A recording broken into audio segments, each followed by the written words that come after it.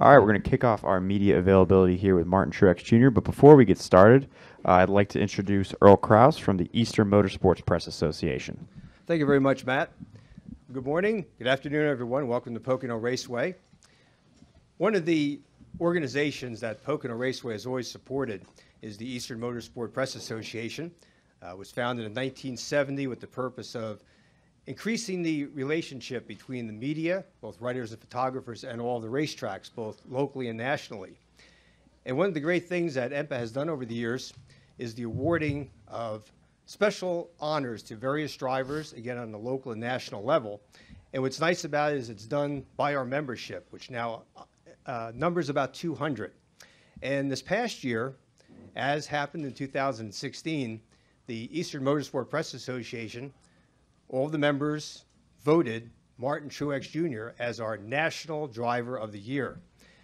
And to tell you more about this very special award and about the organization, we'll turn it over to our president, Dino Alberto. Dino?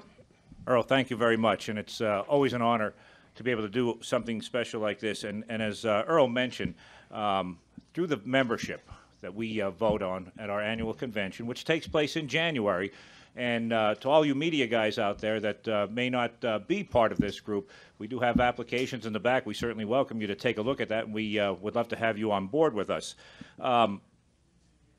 We look at all the storylines that happen throughout the year and try to come up with the best that we feel is worthy of such an honor like this. National Driver of the Year, Northeast Driver of the Year, and there's other special awards, as Earl mentioned, that go about. Never before in the nearly 40, almost 50-year history of the EMPA has one driver won back-to-back national titles. So, Martin, it's quite an honor and quite a pleasure once again to award you with the Eastern Motorsport Press Association National Driver of the Year Award. Thank you, Martin. Pleasure. Well, that's nice. That's quite an honor. Obviously, you know, to win it 2 years in a row is really special. This is an award that I've followed closely through Area Auto Racing News, growing up racing. You know, following that paper, and a lot of great champions have won this. So it's a great honor to be here to receive this award, and I want to thank both of you guys, all your members, and everybody that voted on this, and hopefully we can go for the three-peat. What's very nice, too, with Martin Truex Jr. is, of course, his connection to this area is New Jersey. He grew up racing at Wall Stadium, as did his dad and uncles, and the family is very close to Wall Stadium and Pocono Raceway, and this is one of your home tracks. I know you have a lot of fans cheering for you. One of them. Yep. Absolutely. Thank you. Thank you, Martin. A pleasure as always. Thank you. Martin, again, thank you. Congratulations. Good luck this weekend, and we'll see if you can go for that three-peat. So, great job. Thank you very much. Great job, Martin. All right, thanks, guys. Thank you. Okay. Yeah. Yep.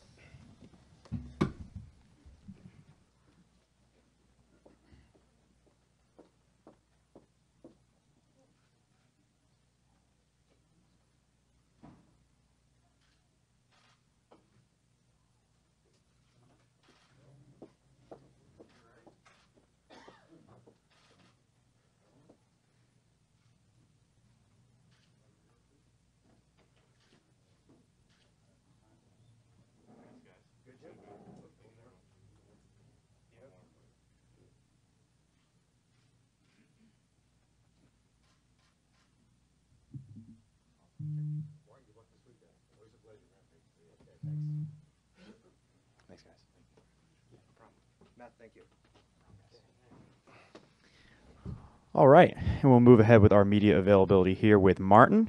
So, Martin, obviously, coming off of a strong run last week in Charlotte, a great charge late in the race, but now moving ahead here to Pocono. This has been a strong track for you guys at Furniture Row Racing. It was the site of your first win with the organization's second victory here in the Cup Series. What does that kind of mean for you guys heading into this weekend, you know, particularly where your program is at coming in? Seems like you guys have a lot of speed. You know, what's your outlook for the weekend? Yeah, I really like coming up to Pocono. It's a beautiful part of the country, and you know, like we mentioned earlier, one of my home tracks. So always fun to come up here, and got some friends up here. Got some good fishing holes to go to after practice is over. So honestly, I just really love this area, and this racetrack's been really good to us too at Furniture Row Racing. So had some really strong runs, got our first win here together, and it's been overall, I feel like, one of our stronger tracks. So excited about the weekend. Thought we had a good practice this afternoon.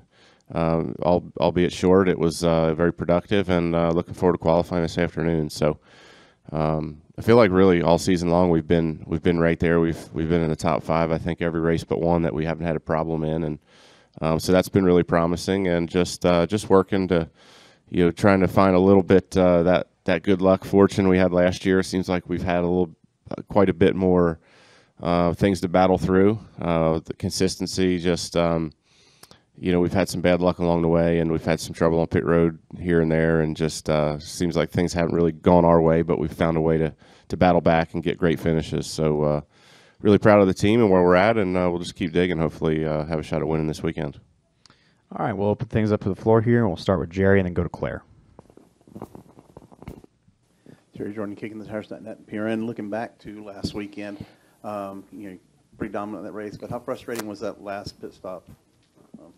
Yeah, I mean, it is what it is. You come in, you pit, and when they're done, you go back out. I mean, there's not a whole lot I can do about that. So we definitely lost a little time there, but at the end of the day, it didn't cost us the race. It just cost us a little bit of time. So I don't know that I don't know if we would have had anything for the 18 last week if we could have got close to him, but that's something we'll never know. But we definitely need to clean things up, and the guys are working hard, and they've really done a nice job here the last couple of weeks. They had a really tough stretch. They had a couple of races where they really struggled, and they've been working really, really hard, and they're definitely committed to our team, and they like what they do. They love being part of our team, and they're working hard to get things fixed and more consistent. So yeah, we'll just see where it goes. But as a driver, you just drive your butt off, and when they have problems, there's nothing you can do but try to make up for it. And luckily last week we were able to do that. And we'll go to Claire next.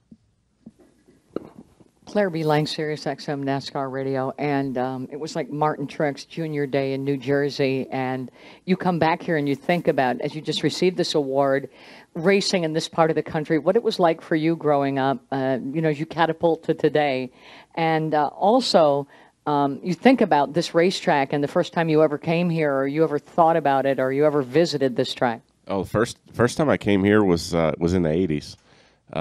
It was for a modified race of champions.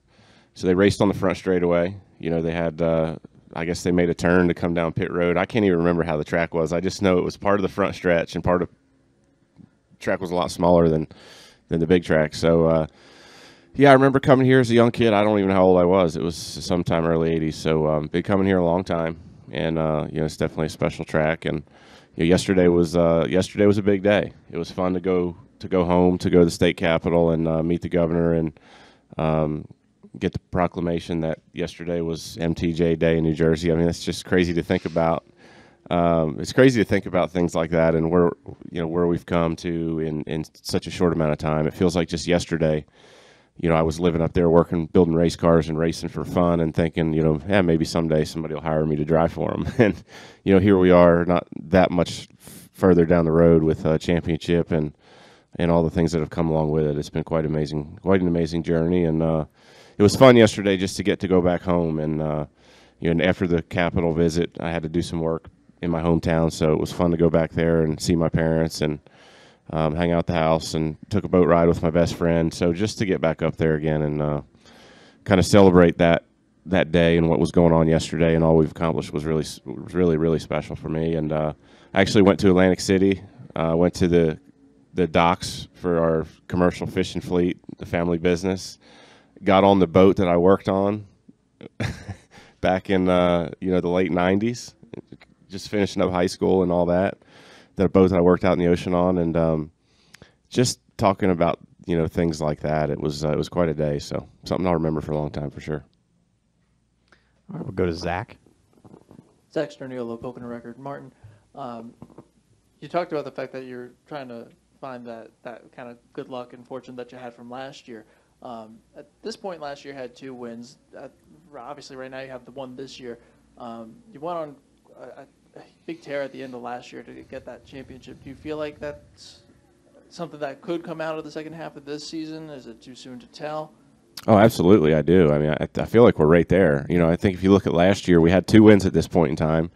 One of them, we may or may not have been the best car. You know, so I mean, I think if you look at it right now, with some of the bad luck we've had with the blown tires and get caught up in a few wrecks here and there, aside from that, we've been right up front every single week. I know we haven't been leading the laps that we did last year or winning the stages. But it just seems like last year things were just rolling. You know, they were just rolling our way, and it seemed like we couldn't do anything wrong. This year it's been a lot tougher, but I feel like performance-wise and making the right decisions and, you know, getting the job done under pressure, all those kind of things, I feel like we've done a really, really good job at, and we're right there, really not far off where we were last year. So it's amazing how different your results can be when you feel like you're kind of, you know, doing the same job. But that's just racing, and that's kind of how it goes. So I think, you know, for me, I feel good about where we're at. I think that we definitely have a little bit more room for improvement this year as far as, you know, figuring out some things with our car and just being a little bit more dialed in when we get to the racetrack.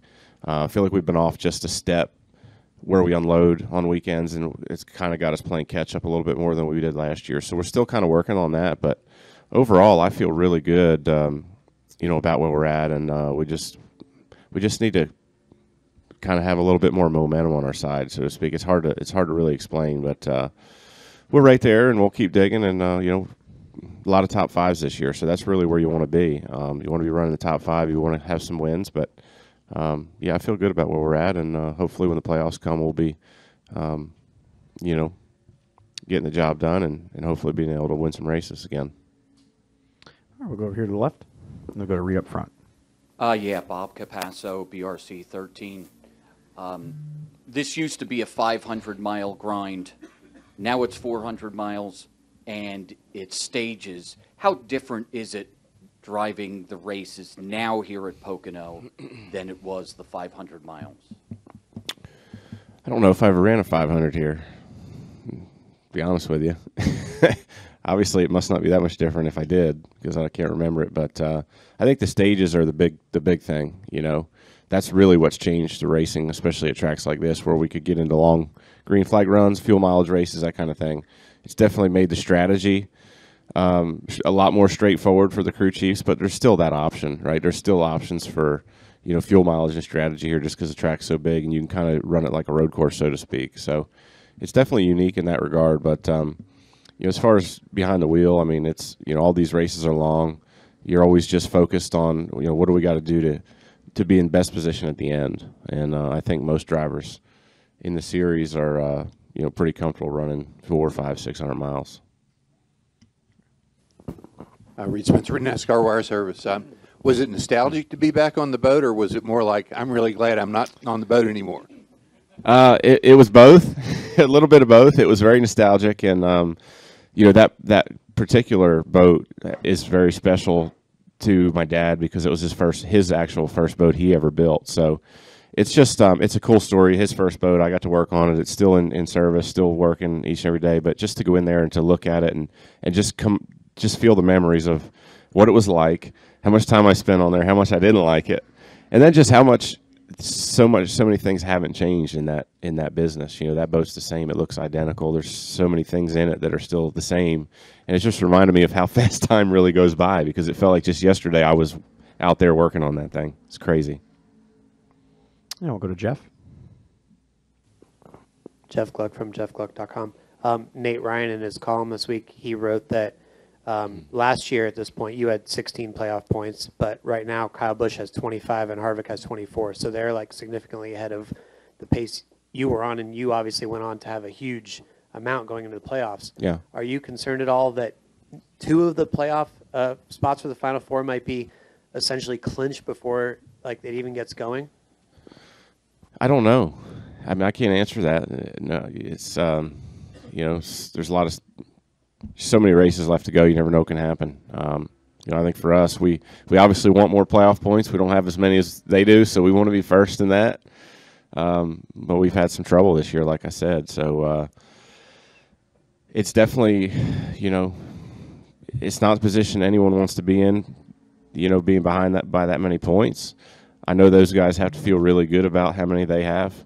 I do know that it was it made us really sleep a lot better at night during those weeks of coming into elimination races and things last year. So for sure it makes things a lot easier.